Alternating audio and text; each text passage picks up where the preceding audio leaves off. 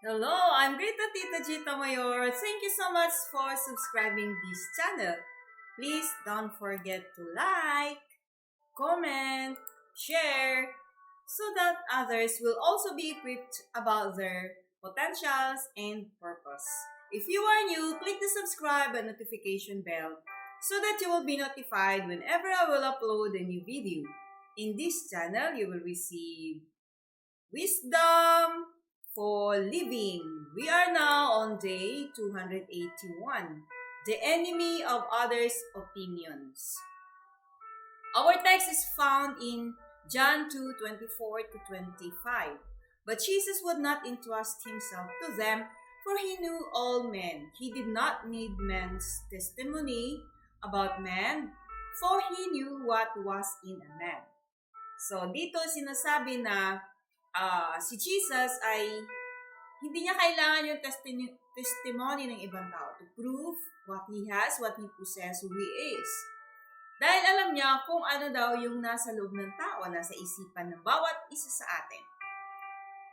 We are continuing our study on the enemies of potential. Last week, we learned about the effects of disobedience, sin, fear, discouragement, procrastination, and past failures.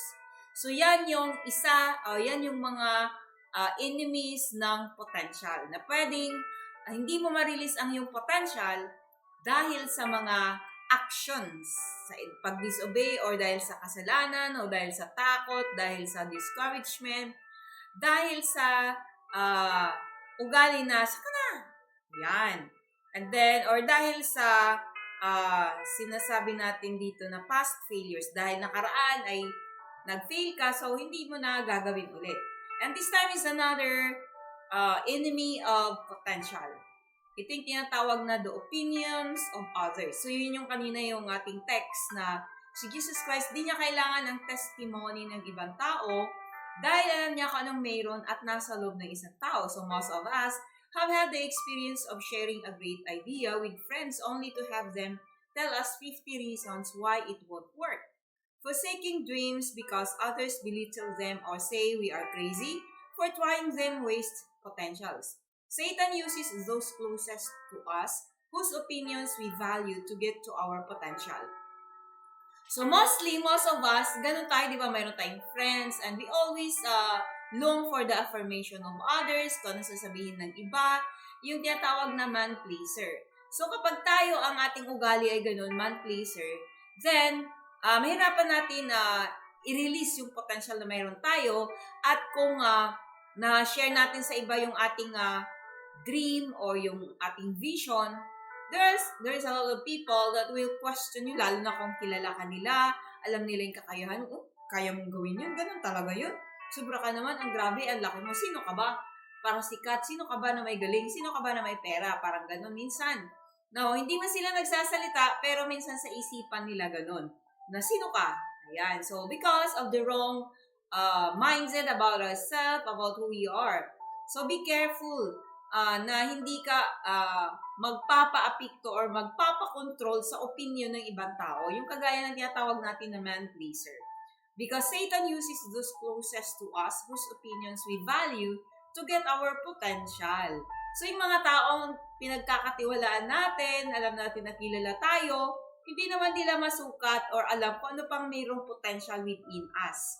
Kasi hindi naman sila yung lumikha sa atin. So napakahalaga na alam natin to na we should not be man-pleaser kasi pwedeng hindi ka na magtuloy kasi pinahiya ka, pwedeng ka na magtuloy or gawin yung pinapagawa sa'yo or yung assignment mo or yung vision mo or yung dream mo kasi nga dahil na-discourage kasi mga pinagkakatiwalaan mo yun eh. You count on them, you trust on them, tapos yung opinion nila negatibo, nako sigurado maapektuhan ka talaga.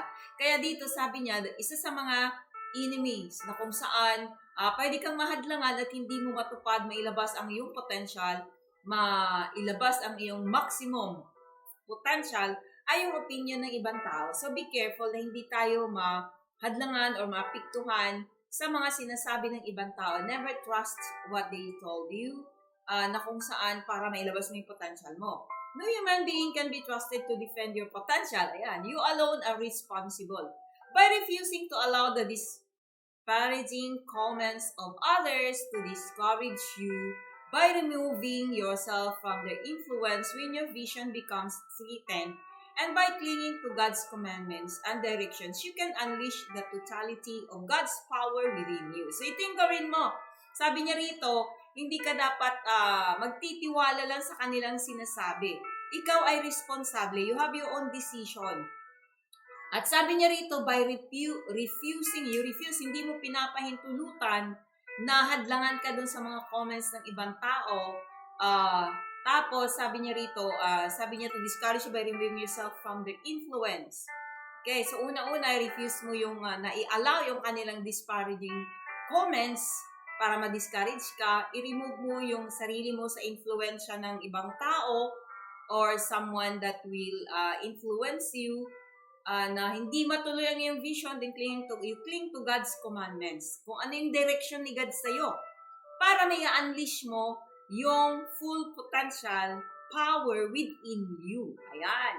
So, sa akin, maraming pagkakataon na ang tao, tatawanan ka pag nag-share ka. Pero sa akin kasi ngayon, careful ako kung kanino binabahagi ang aking dream or yung vision.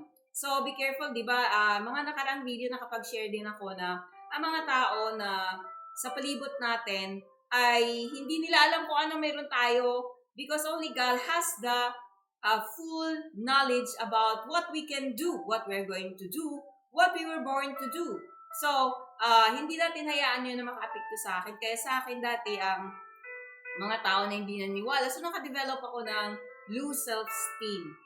But, thank God, tinulungan niya ako by studying this 365 days to realize your potential. Yung book na ito ay nakatulong din sa akin. Of course, those are the words of God na kung saan in-explain para magkaroon tayo ng right perspective, mindset about ourselves. So, ito nakatulong para hindi ako apektado, hindi ako mahadlangan. At ito nga ngayon, nandito ako sa inyong harapan to inspire you, to encourage you, to motivate you also. Na kung ano man yung vision na nilagay ni Lord sa heart mo, that is doing something for the benefit of others, that's your vision, then you go for it so that your potential ay hindi mahadlangan.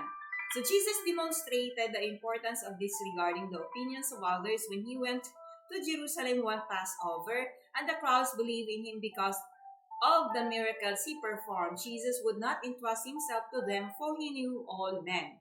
Ayun yung kanina, di ba, related din ito. So si Jesus Christ, nung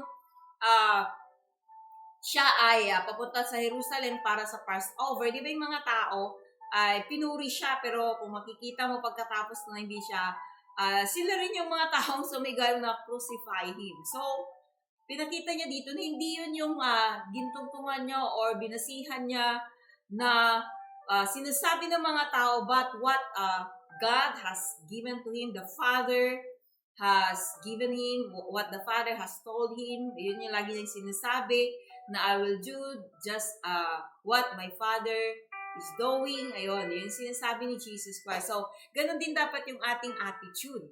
Kasi, so hindi lang yung negatibo, but even their appreciation. So, yung mga taong nag-appreciate sa'yo, hindi naman lahat na nilalahat, sometimes sila rin yung magsasalita ng negatibo na maka-apekto sa opinion mo. So, whatever it is, appreciation, they praise the Lord. So, if they appreciate you, and but do not dwell on that. Huwag yun yung tungtungan mo para magpatuloy ka, kundi yung sinasabi ng salita ng Diyos para hindi ka ma-discourage. Kagaya ng mga taong yun, he had a good reason, si Jesus Christ, he had a good reason to be cautious about accepting the affirmation of the crowd. He knew that the fickle nature of people. He didn't trust their cheers and their pats on the back. Accolades should be appreciated but never required. So, maganda na-appreciate ka kasi namomotivate ka, na-inspired ka. But, sabi rito, si Jesus Christ, he didn't trust their cheers and their pats on the back. Yung, sige lang, kaya mo yan, mga ganon. Now, hindi dun siya nagtiwala lang mismo.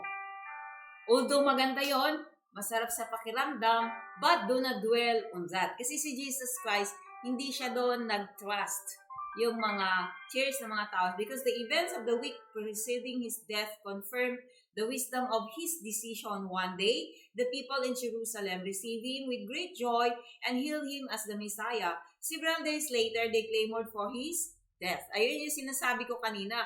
Sumigaw sila na Hail to the King of the Jews. Ibig sabihin, pinupuri siya, yung kanilang mga balabal, yung mga tao, nilagay nila sa daanan nila na isang hari, tinanggap siya na isang hari, but later on, nung malapit na siyang mamatay, yun din yung mga sinasabi na nagsigaw na, crucify him. Ayan.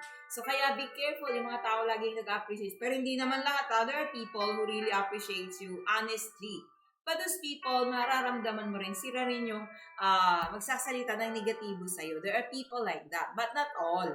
So, maganda na na-appreciate tayo, but don't dwell on that. So, you too must beware of allowing the opinions of others to influence your decisions. Remember, you are required to perform for an audience of one, the Lord Jesus Christ. When He uploads, then you are successful. So, always remember, ito lagi tayong nating paalalahanan yung ating sarili na meron lang tayong audience of one, and that is the Lord Jesus Christ. So, alam niyo nang gina-prepare ko, I was inspired. Kasi, magiging honest ka sa kahit walang tao nakikinig sa'yo, walang tao nakakakita sa'yo, walang tao nakakabasa ng isipan mo.